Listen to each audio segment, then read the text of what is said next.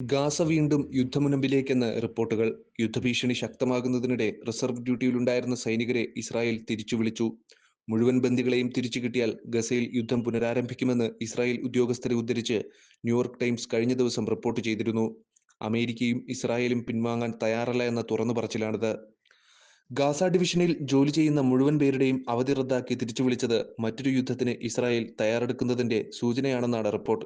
വെടിനിർത്തൽ കരാർ അവസാനിച്ചാൽ കര, വ്യോമ, നാവിക മാർഗത്തിൽ യുദ്ധം പുനരാരംഭിക്കാൻ വേണ്ട തയ്യാറെടുപ്പുകൾ ഇസ്രായേൽ സൈന്യം നടത്തുന്നതായി ഇസ്രായേൽ വാർത്താമാധ്യമമായ കാൻ റിപ്പോർട്ട് ചെയ്യുന്നു. ഇസ്രായേൽ ആക്രമണമുണ്ടായാൽ നേരിടാൻ ഹമാസ് അംഗങ്ങളും തയ്യാറെടുക്കുന്നതായും ഇസ്രായേൽ മാധ്യമങ്ങൾ റിപ്പോർട്ട് ചെയ്യുന്നു. അതിർത്തിയിൽ ജാഗ്രത പാലിക്കാൻ സൈനികർക്ക് നേരത്തെ തന്നെ ഇസ്രായേൽ ആഭ്യന്തര മന്ത്രാലയം നിർദ്ദേശം നൽകിയിട്ടുണ്ട്.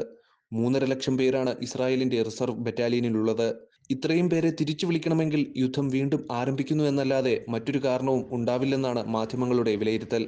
2,500 യുദ്ധ ടാങ്കുകളും 5,000-ലധികം അത്യാധുനിക വാഹന സംവിധാനം എന്നിവ നൽകിയാണ് ഈ മനുഷ്യസമ്പത്തിനെ ശക്തരാക്കി നിലനിർത്തുകയും ഉപയോഗിക്കുകയും ചെയ്യുന്നത്.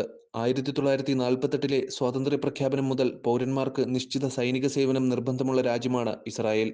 18 വയസ്സ് പൂർത്തിയാവുന്ന പൗരന്മാർ നിർബന്ധിത സൈനിക സേവനം ചെയ്യേണ്ടതുണ്ട്. നിർബന്ധിത സൈനിക സേവനം പൂർത്തിയാക്കുന്നവരെ പിന്നീട് ഇസ്രായേലിന്റെ റിസർവ് ആർമിയിലേക്ക് മാറ്റും. 40 വയസ്സ് വരെ ഇവർ ഇസ്രായേലിന്റെ കരുതൽ സേനയുടെ ഭാഗമാണ്. അതുവരെ രാജ്യത്ത് യുദ്ധസാഹചര്യം വന്നാൽ ഈ റിസർവ് ആർമിക്കാർ രംഗത്തിറങ്ങേണ്ടി വരും.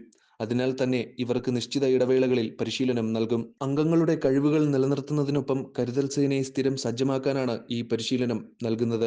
നേരത്തെ ഉള്ളതിനേക്കാൾ രൂക്ഷമായ രീതിയിലുള്ള ആക്രമണങ്ങൾക്കായിരിക്കും ഇസ്രായേൽ സൈന്യം തയ്യാറെടുക്കുകയെന്ന് അന്താരാഷ്ട്ര മാധ്യമങ്ങൾ റിപ്പോർട്ട് ചെയ്യുന്നുണ്ട്.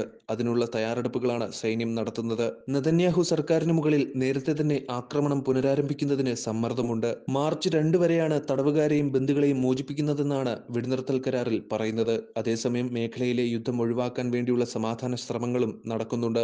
ഖത്തറിൽ US, ഈജിപ്ത് എന്നീ രാജ്യങ്ങളുടെ മധ്യസ്ഥതയിലാണ് നേരത്തെ സമാധാന ചർച്ചകൾ നടന്നിരുന്നത്. ഗാസയിൽ മറ്റൊരു യുദ്ധമുണ്ടാകുന്നത് തടയണമെന്ന് ഐക്യരാഷ്ട്ര സംഘടനാ തലവൻ അന്റോണിയോ ഗുട്ടറസും പ്രഖ്യാപിച്ചിട്ടുണ്ട്. ഇരു കൂട്ടരും സമാധാന ശ്രമങ്ങളുമായി സഹകരിക്കണമെന്നും അദ്ദേഹം ആവശ്യപ്പെട്ടു. ഗാസ നിവാസികളെ ഒഴിപ്പിക്കാതെ തന്നെ പുനർനിർമ്മാണം സാധ്യമാക്കാൻ അറബ് രാജ്യങ്ങളുടെ നീക്കം നടക്കുകയാണ്. അന്താരാഷ്ട്ര മാധ്യമങ്ങളാണ് വിഷയം ലോകശ്രദ്ധയിൽ എത്തിച്ചിരിക്കുന്നത്. ട്രംപിന്റെ ഗാസ പ്ലാനിന് പകരം പദ്ധതി തയ്യാറാക്കാനാണ് അറബ് ലീഗ് ഒരുങ്ങുന്നത്. ട്രംപുമായി മികച്ച ബന്ധമുള്ള അറബ് രാഷ്ട്രങ്ങൾ ബദൽ പദ്ധതി ആലോചിക്കുന്നതെന്നാണ് ഇതിലെ ഹൈലൈറ്റ്. ഗസയിൽ നിന്ന് പലസ്തീനികളെ പുറത്താക്കിയുള്ള പ്ലാൻ ആലോചിക്കുകയാണ് US പ്രസിഡന്റ് ഡൊണാൾഡ് ട്രംപ്.